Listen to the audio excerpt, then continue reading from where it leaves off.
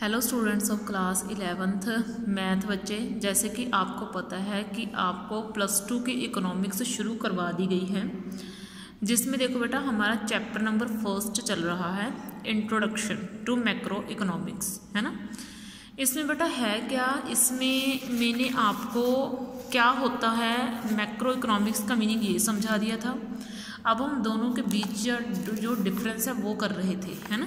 इसमें बेटा मैं आपको सेकंड पार्ट करवाऊंगी जिसका नाम है इकोनॉमिक वेरिएबल। एक तो मैंने आपको डिफरेंस का पहला पॉइंट पढ़ाया था, मैं ना आपको डिफरेंस पढ़ा रही थी कि माइक्रो इकोनॉमिक्स और मैक्रो इकोनॉमिक्स में क्या फ़र्क होता है। सबसे पहले तो दोनों की स्टडी में अंतर होता है, ठीक है। अब दूसरे नंबर पे है इकोनॉमिक वेरिएबल, ठीक है। इकोनॉमिक वेरिएबल्स पढ़ाएंगे।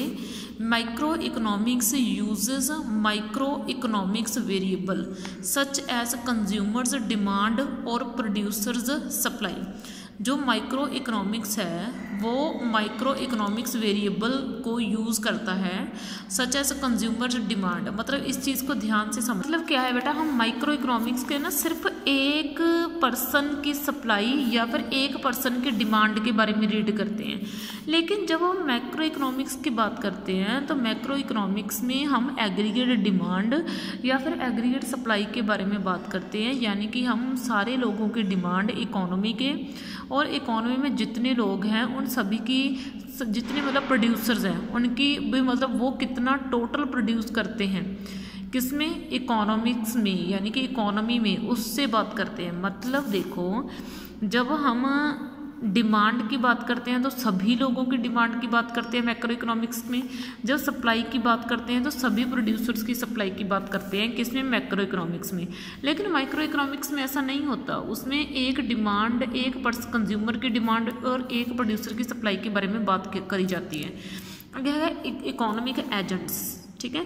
देखो इकोनॉमिक एजेंट्स का मीनिंग क्या है, ये आपका एक शॉर्ट नोट हो गया कि इकोनॉमिक एजेंट्स क्या होते हैं। मतलब दोनों के इकोनॉमिक एजेंट्स में भी फ़र्क होता है। माइक्रो इकोनॉमिक्स के एजेंट्स कुछ और होते हैं, मैक्रो इकोनॉमिक्स के एजेंट कुछ और होते हैं। लेकिन हमें उससे पहले समझना पड़ेगा कि इकोनॉमिक एजेंट होते क्या हैं। Economic agent refers to the individuals and institutions who take economic decision. Economic agent का मीनिंग क्या है, उन लोगों से है या उन इंस्टीट्यूशन से है जो इकोनॉमिक डिसीजन लेते हैं, ठीक है। Economic agent refers to the individual, भी इकोनॉमिक एजेंट का मतलब उन लोगों से है या उन इंस्टीट्यूशंस से है जो इकोनॉमिक डिसीजंस लेते हैं।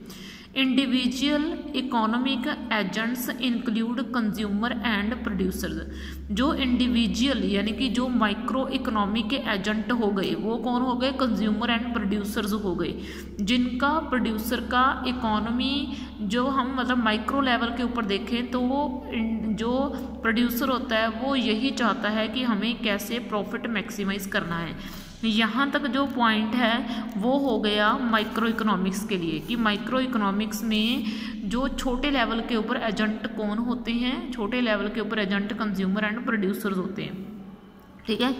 इंस्टीट्यूशन इकोनॉमिक ये हो गए बड़े लेवल के ऊपर, बड़े लेवल यानी कि मैक्रो इकोनॉमिक्स के लेवल के ऊपर एजेंट कौन होते हैं, जैसे कोई बड़ी बैंक आरबीआई हो गई जिसके अंडर सभी बैंक्स आती हैं, या एसईबीआई हो गया यानी कि एक्सचेंज बोर्ड हो गया। आपको इसके बारे में अभी नहीं पता, मैं इसके बारे में आपको इन्फॉर्मेशन दूंगी लेकिन अभी नहीं, ठीक है। मतलब बात सीधी सी है, जब हम माइक्रो लेवल की बात करते हैं तो एजेंट भी छोटे होते हैं, जब हम मैक्रो लेवल की बात करते हैं तो एजेंट काफ़ी बड़े बड़े होते हैं। आगे है डिग्री ऑफ एग्रीगेशन, यानी कि दोनों की एग्रीगेशन की डिग्री में क्या होता है, फ़र्क होता है, ठीक है। इसके देखो एग्जाम्पल मैं आपको समझाती हूँ। माइक्रो इकोनॉमिक्स में हम इक्विलिब्रियम के बारे में जब रीड करते हैं, इक्विलिब्रियम आई होप आपको सभी को पता होना चाहिए। इक्विलिब्रियम का मीनिंग ये होता है जब दो चीज़ें बिल्कुल एक दूसरे के इक्वल हो जाती हैं तो उसको इक्विलिब्रियम बोलते हैं। जैसे इस पॉइंट के ऊपर, ठीक है ना, इकोनॉमिक्स में ना जब दो कर्व्स आपस में कट कर जाती हैं तो उसको इक्विलिब्रियम का पॉइंट बोला जाता है, ठीक है। कि आप +1 हो, +1 से +2 में हुए हो, इसलिए आपको इन चीज़ों के बारे में अभी नहीं पता होगा, ठीक है। तो मैं आपको समझा रही हूँ कि जब दो कर्व्स आपस में कट हो जाती हैं, ठीक है, तो उसको बोला जाता है इक्विलिब्रियम, ठीक है। Micro economics studies equilibrium of an industry. तो माइक्रो इकोनॉमिक्स में हम सिर्फ एक इंडस्ट्री के इक्विलिब्रियम के बारे में रीड करते हैं, जबकि मैक्रो इकोनॉमिक्स में हम पूरी इकोनॉमी के इक्विलिब्रियम के बारे में रीड करते हैं। समझ में आई बात, ठीक है। इक्विलिब्रियम क्या होता है क्या नहीं होता ये मैं आपको सारा समझाऊंगी, ठीक है। आगे देखो बेटा, आगे है different set of assumptions. Micro economics की मान्यताएं कुछ और होती हैं और मैक्रो इकोनॉमिक्स की मान्यताएं कुछ और होती हैं।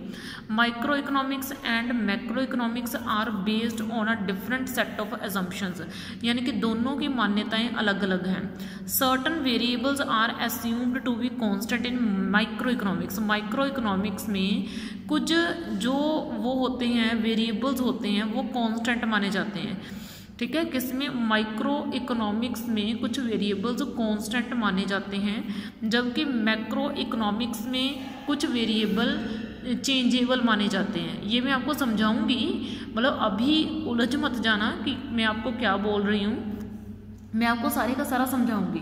कुछ वेरिएबल जो होते हैं उनको कांस्टेंट माना जाता है माइक्रो इकोनॉमिक्स में, जबकि कुछ वेरिएबल्स को चेंजेबल माना जाता है मैक्रो इकोनॉमिक्स में। यानी कि कुछ वेरिएबल कभी भी माइक्रो इकोनॉमिक्स में चेंज नहीं हो सकते, लेकिन वो मैक्रो इकोनॉमिक्स में चेंज हो सकते हैं, जबकि कुछ वेरिएबल मैक्रो इकोनॉमिक्स में चेंज नहीं हो सकते, वो माइक्रो इकोनॉमिक्स में चेंज हो सकते हैं। मतलब मैं आपको समझा दूंगी ये सारी चीज़ें मैं आपको क्या बता रही हूँ, ठीक है। आपको सबको समझाऊंगी मैं, ठीक है। आगे है सेंट्रल इशू। सेंट्रल इशू का मीनिंग क्या है? Allocation of resources. Resources meaning साधन होते हैं। एलोकेशन ऑफ रिसोर्सेज यानी कि रिसोर्सेज का बंटवारा, ये सेंट्रल इशू है माइक्रो इकोनॉमिक्स का।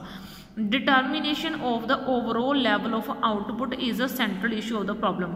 हमें रिसोर्सेज को कैसे बांटना चाहिए, हमें किस तरीके से चीज़ों को बांटना चाहिए, ये क्या हो गया? सेंट्रल इशू हो गया माइक्रो इकोनॉमिक्स का। Method of study. Method of study यानी कि दोनों की स्टडी में अंतर होता है। हम माइक्रो इकोनॉमिक्स में तो पार्शियल इक्विलिब्रियम स्टडी करते हैं और मैक्रो इकोनॉमिक्स में जनरल इक्विलिब्रियम एनालिसिस स्टडी करते हैं। एक मेरी बात सुनो, क्लास 11 स्टूडेंट, घबराना नहीं है आपने, ठीक है। आपको जो जो चीज़ें जो जो कंसेप्ट नहीं क्लियर है वो मैं आपको करवाऊंगी। मुझे पता है कि मैंने आपको ये चीज़ें जो रीड करवाई हैं इसमें से आपको बहुत सी चीज़ें नहीं पता होंगी, ठीक है। But don't worry about it, ठीक है। आपको हर एक चीज़ में समझा दूंगी। जो छोटे छोटे मीन्स हैं जिनमें एलोकेशन का मीन्स, रिसोर्स क्या होते हैं, इन सभी के बारे में मैं आपको समझा दूंगी, ठीक है। आउटपुट क्या होती है, इनपुट क्या होती है, ठीक है। एम्प्लॉयमेंट किसे बोलते हैं, सभी चीज़ों के बारे में आपको मतलब मैं बताऊंगी, ठीक है। तो बिल्कुल भी मत घबराना कि मैं आपको मतलब थोड़ा ये कर रही हूँ, उलझा रही हूँ, ऐसा कुछ नहीं है, ठीक है। हो सका तो मैं आपकी नेक्स्ट वीडियो में आपके लिए कुछ जनरल टॉपिक लेके आऊँगी, ठीक है। ओके देन, थैंक यू बच्चे। इस वीडियो में आपके लिए इतना ही बहुत है।